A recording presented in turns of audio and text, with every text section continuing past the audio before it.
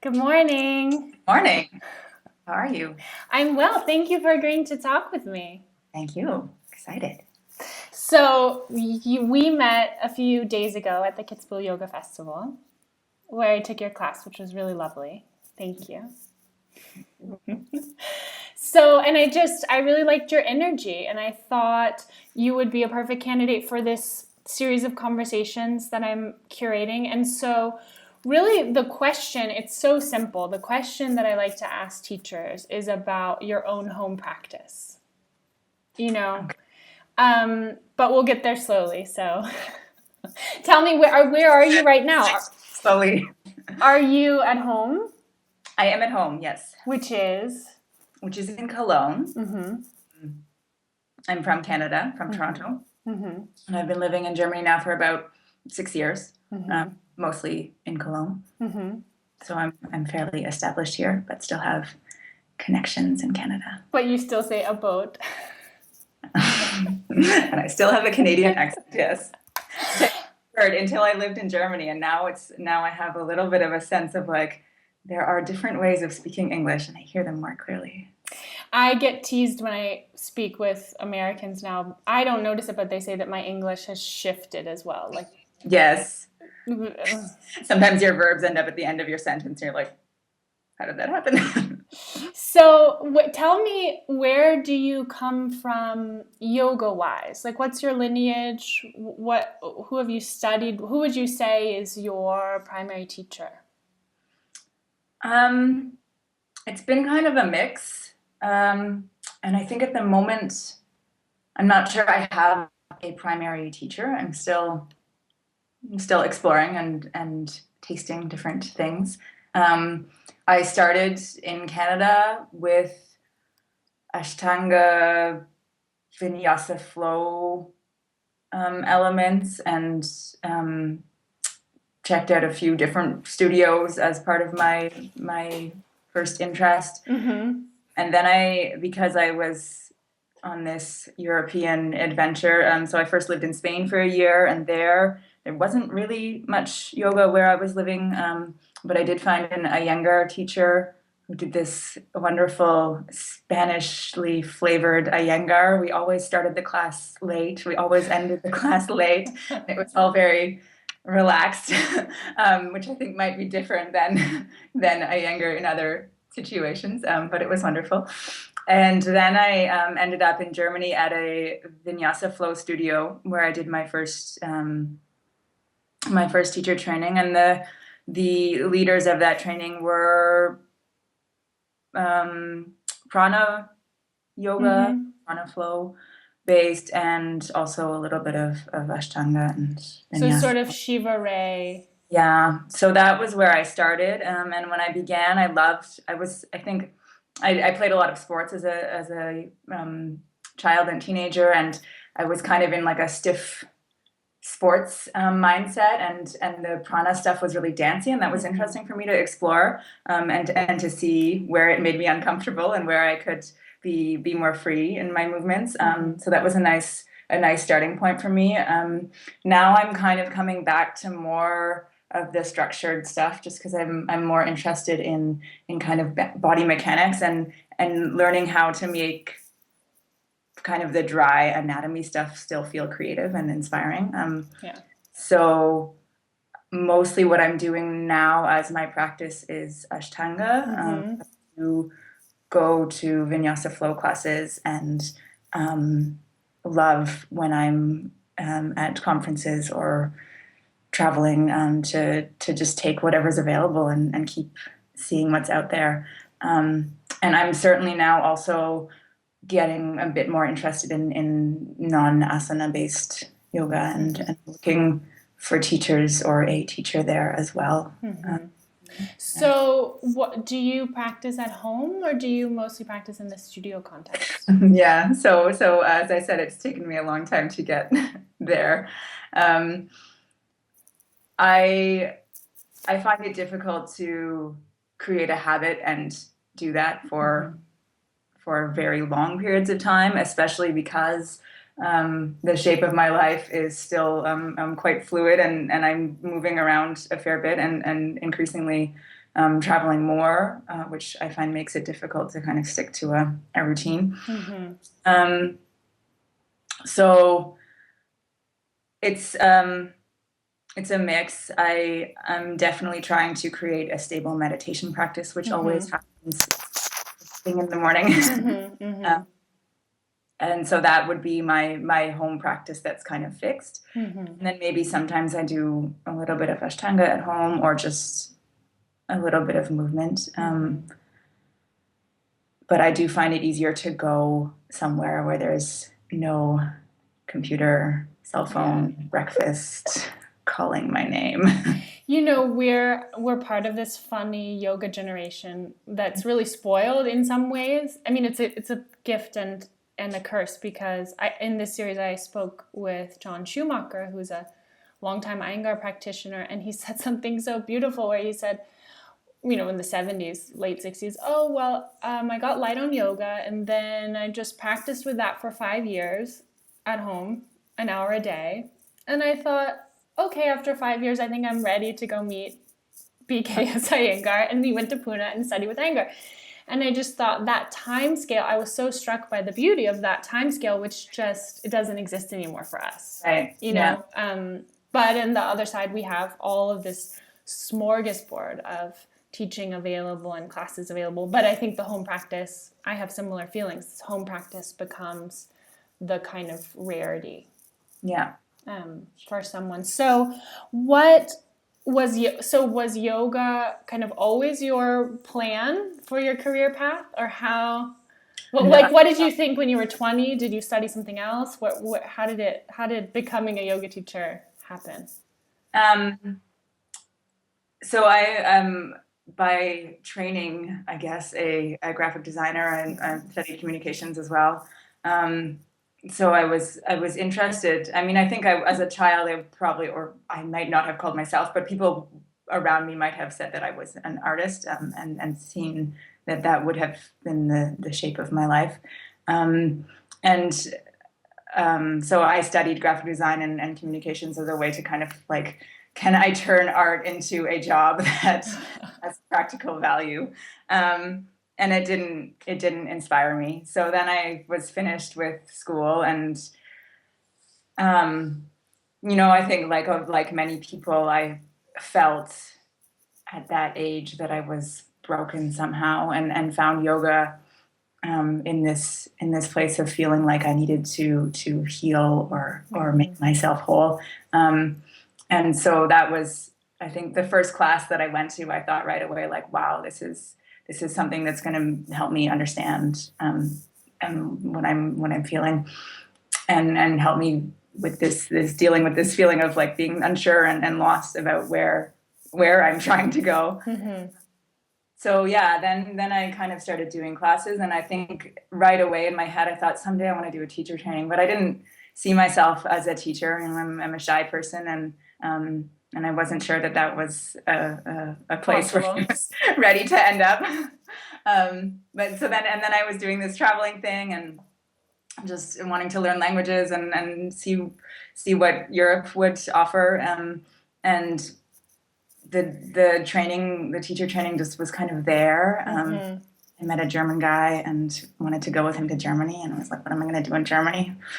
So I found a teacher training, and I took it.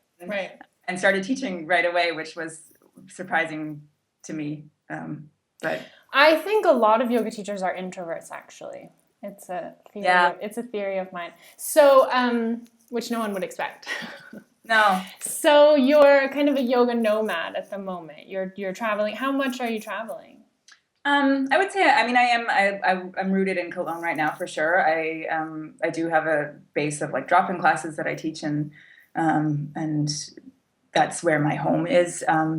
We travel mostly now together with my husband, that I'm traveling probably 2 weekends a month, like around Germany. And then we do some festivals, which we organize ourselves. There's one in Canada. We've got one coming up in 2 weeks in India. What are they called? Tell us. They are called the Groove Festival. So I didn't want to turn that into a plug. No, of course. The festivals. and they're happening now kind of around the world where we feel called to go and set something up. So that's an opportunity to travel a little bit farther, and yeah, we'll be on the road, I think, at least 2 months of the year where we're really. So why, that's really interesting. So I'd seen a little bit of that from your website. So tell us more about the festivals. Why did you want to organize a festival? What have you learned? Are you having fun? I've learned will not fit into this interview. It's so my parents have a place kind of in the country. I grew up in Toronto, but they've moved since then to it's an old farm. They have some chickens now, but it's not an operating farm. Just outside of Kingston, Ontario, and there's a barn on this property which is 200 years old. The most beautiful sacred structure, I would say. You go in there and you feel that it has so much history and it has a story. And my parents have put a lot of money into renovating it because they're just interested in preserving it and having it as kind of like a community space. So my sister got married there. I actually got married there as well last summer. And it was kind of just, as a gathering place was the idea. And so one summer I was there, I guess it was about 3 years ago, and hanging around with a couple of friends, and we were like, it'd be so cool to do a yoga festival here. And I thought it was one of those ideas that, like, you say it and you don't really expect it to happen. But we made it happen. And it was such a wonderful, magical weekend that I just wanted to keep doing it. And my husband then was also inspired to help me do more of it, and we started looking at how we could do it in other places. And it's I think what's really important for me, because I said that I came to yoga feeling that I was somehow broken, and I think that what I first learned from yoga was, or what I first understood from yoga was that I could put myself together again by just like being with my body on my own mat, and it was a very personal experience. But what I've realized is that what yoga really offers, and this whole idea of for me that that yoga means union is more about how it connects us to each other and helps us find relationship. And so the festivals are really about building community and just creating spaces for people to gather and to explore movement. And we do a lot of music. So our motto is movement, music, and a celebration of movement, music, and community. And so it's really about getting people to just have a space where they can play with yoga and also other movement forms and just be together. I think that's a really interesting insight that you are kind of teasing out there, that it's like to be with ourselves is really step one to be with other people. Like the more we're able to be, I've studied some nonviolent communication, and interestingly in that methodology, when you're dealing with uncomfortable situations, really the teaching is like, first you have to go into yourself and you have to empathize with yourself and find out like, how am I in this moment? And the more skilled we are at that, the more we have to offer to someone else. But our Western mind thinks, I need to help you first. Right. I'm not here. I need to help you. Yeah. And I think that's a really beautiful connection to think about that in terms of the festival. Yeah. So, okay, so you're traveling around, you're organizing these festivals, and you said a little bit about it before, you're trying to have a daily meditation practice. What, that travels with you. So I have kind of a two-part question. I guess I'll separate it. So what have you learned that you can offer our viewers about tricks or ways to make it, or even sharing some of your struggles when you travel? Like, how do you practice on the road? I don't know. I think in terms of meditation, it doesn't really matter where I am. The struggles are the same. The mind is unfortunately wherever you go, there you are.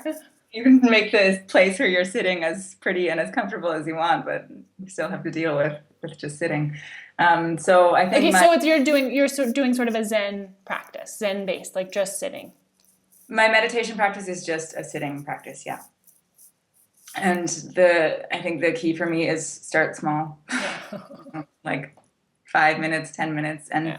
and feel like that can be enough. I Yeah. think we want to make it such a big thing right away, and so yeah, I don't have to be ambitious about it. And then I'm experimenting with kind of different like techniques to try and give myself something to do a little bit. Focusing on the breath. I have, so I feel a little bit cheesy about this, but I have one of these like meditation apps that has an interval timer. So that really helps me, like just breaking down the time. So I can spend 10 minutes. I do about 30 minutes usually now, 10 minutes focusing on my breath, and then 10 minutes singing a mantra out loud or just in my head. And then 10 minutes of just sitting and being. Space. And I think the most important thing for me is like trying, you have so much expectation about how meditation is going to be an experience. And usually it's not everything's an experience, but usually you're just sitting there and then you're thinking about something that's not meditating. And then you're like, oh, oops, thinking about sorry. And, and then it isn't anything special most of the time. But I do notice that when I do it, and when I do it consistently, that it gets deeper in its quality over time, and that the rest of my life changes. That I sleep better. That you're talking about this nonviolent communication thing. I think that like sort of this idea of like the way you respond to situations changes. That there's more spaciousness. In the way that the conversations evolve, so you don't trigger so quickly, or you just are more thoughtful about the way that you react to life.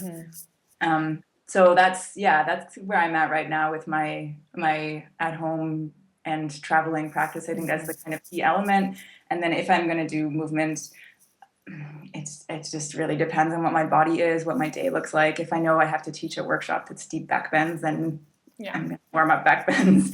A lot of my practice is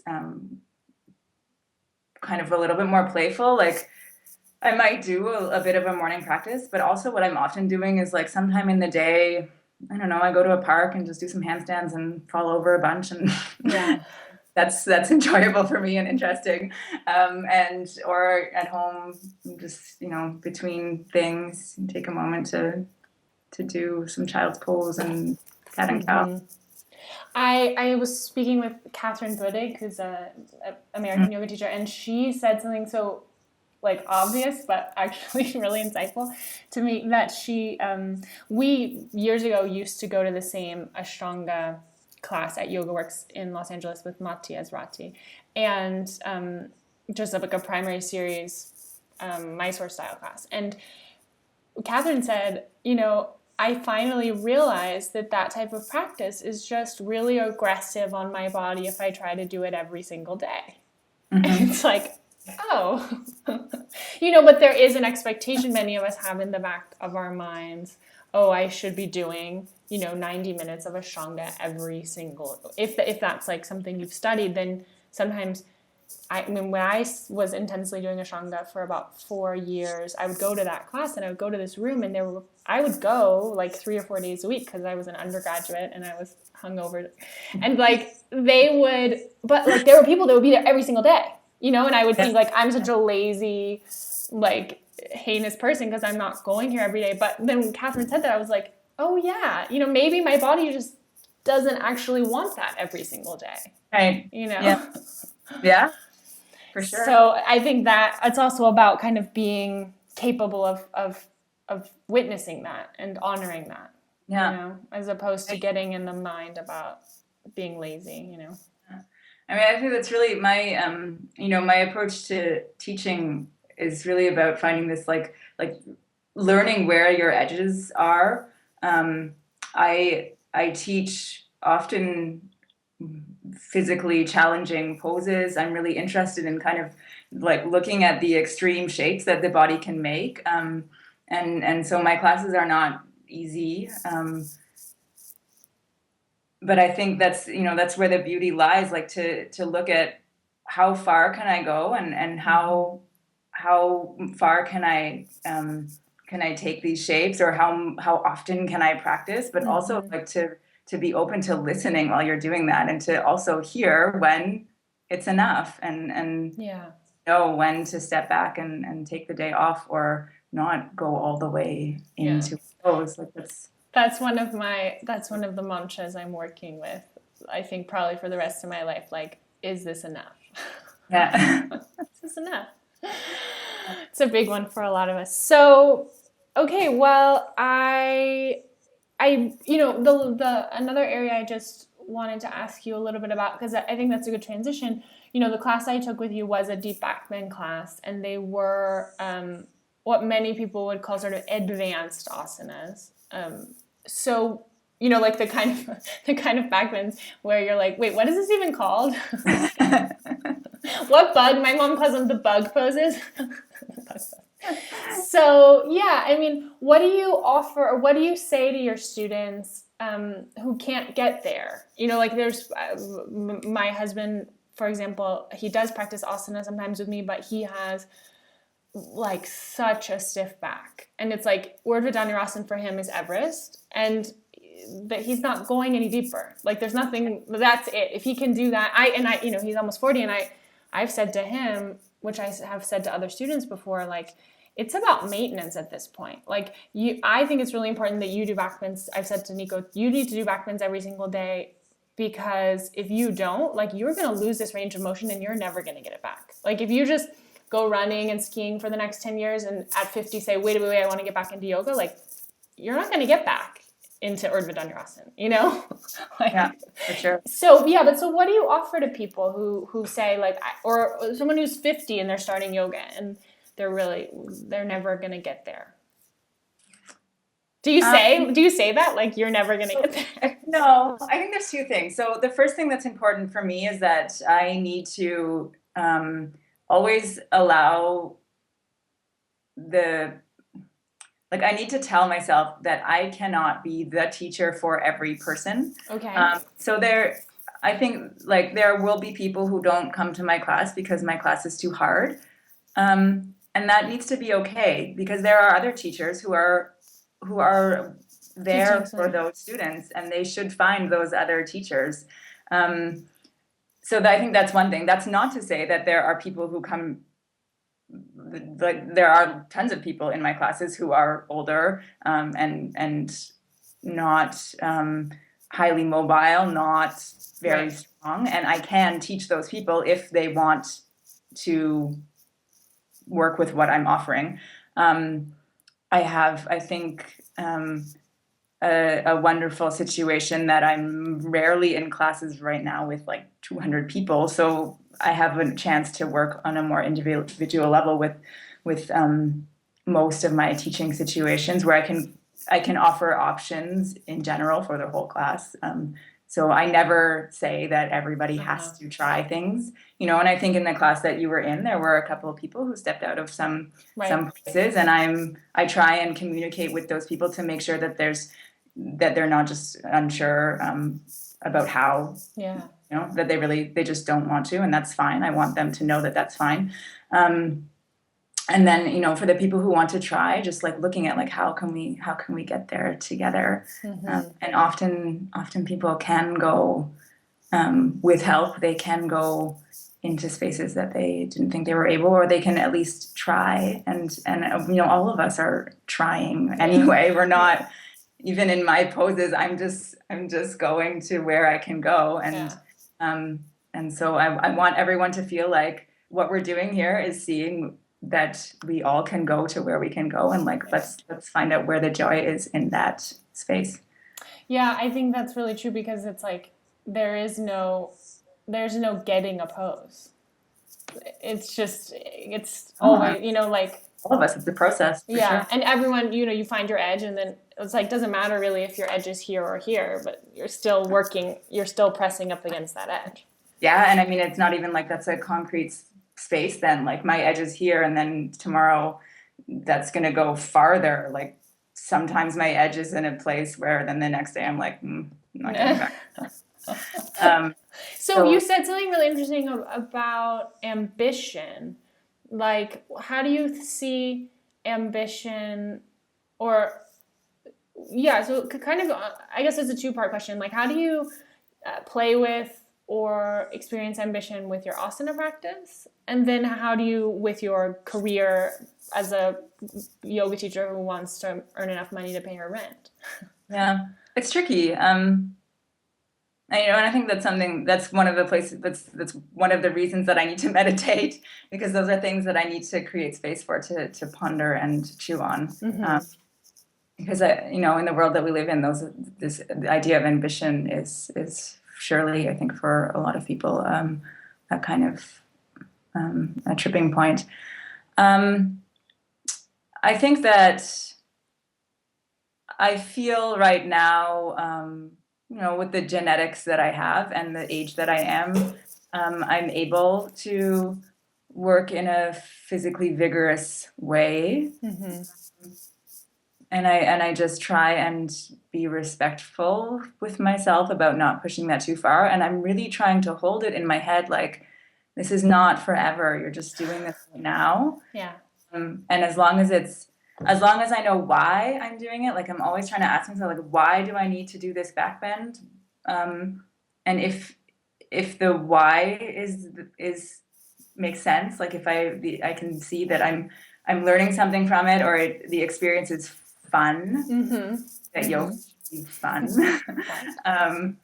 then it's worthwhile. If it feels like I ask myself why, and the answer is because I need to measure up to somebody on Instagram or whatever, then I know that I'm walking into dangerous territory and I need to pull back.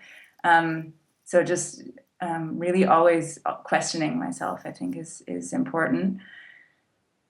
Yeah, and then with the career thing, I think like as a teacher, I want to feel that I have something of value to offer. If you think that you don't have anything to say, then there's no reason to teach. And so I want then to reach students because I feel that I have something to share. And so I think it's okay to have some measure of ambition in terms of reaching students because I have something that I want to say that I think might be useful for some of the people that I encounter. And so again, just being really conscious about if that's the space that I'm staying in, or if I'm moving into, I need to have the fullest classes and I need to get more attention and more people to see me, and I need to make more money than I actually need, or those kinds of things. Then I've gone too far. I heard this wonderful Buddha quote. I mean, who knows, what Buddha really said, but that he said, fame is the last attachment to go. And I think about that in terms of social media sometimes. Like, what's your philosophy or attitude about social media? Again, such a hard work. Did you resist it for a long time? I feel really lucky that I grew up before Facebook existed. And I worry about people who didn't have that perspective. So I do feel like there's a lot of danger in what's available right now in terms of social media and how that shapes us as a culture, human race. I don't know. But there will be, I think, a point where it's really affecting everybody, either directly or indirectly. But I do actively use Facebook and to some extent Instagram as a communication tool for reaching people, and I find it helpful in getting new places and in expanding my networks. So it's like everything else about just being careful about the balance. Yeah. and trying to be really authentic in what I'm saying on any kind of social media. Like, and I think that's for me, that's kind of the nice place to come back to some artistic roots, and play with social media in a way that allows me to be creative and do some writing or you know, I wouldn't say I'm a photographer, but anybody can play around now with video and photos in a fun way. So just kind of for me. I think it's so fantastic that we have taken completely the middleman out. So we're capable of really communicating one to one. So we've all become our own little media companies. You know, like we're all producing this, and I study design as well. So it's like, I love that I can just play with something on Photoshop and put it up. You know, like I've got an outlet. Right. know, whereas in my mom's generation, you know, she's written a lot of books, and I've seen her when she writes a book, it takes years. Right. It's years, and it's all this back and forth with the publisher, and you know, there's a lot of mediation between her and the final book being read by a student. You know. Sure. Yeah. So, thank you so much for talking to me. I have my last question is talking to us, our audience. So, my last question is just about your working with your husband, traveling, teaching with your husband. I just wanted to open up that topic a little bit about partners and teaching, working, living together. What are the pros and cons? What are the mostly wonderful challenges, or as we say in California, the opportunities? Yeah.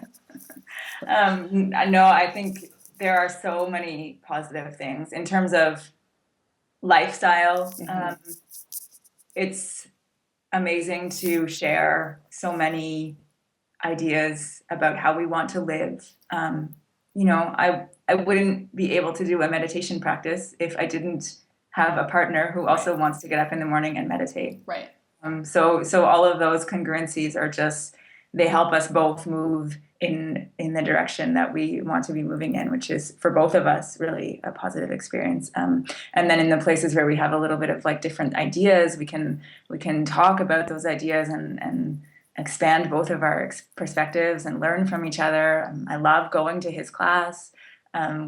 When we even just teaching together, we learn so much from. So do you teach, because at the festival where I met you, you guys were teaching separate sessions. Do you teach the same? Yeah, as well. So how does that work actually? Like, do you plan out who's going to teach what portions of the class? More or less, yeah.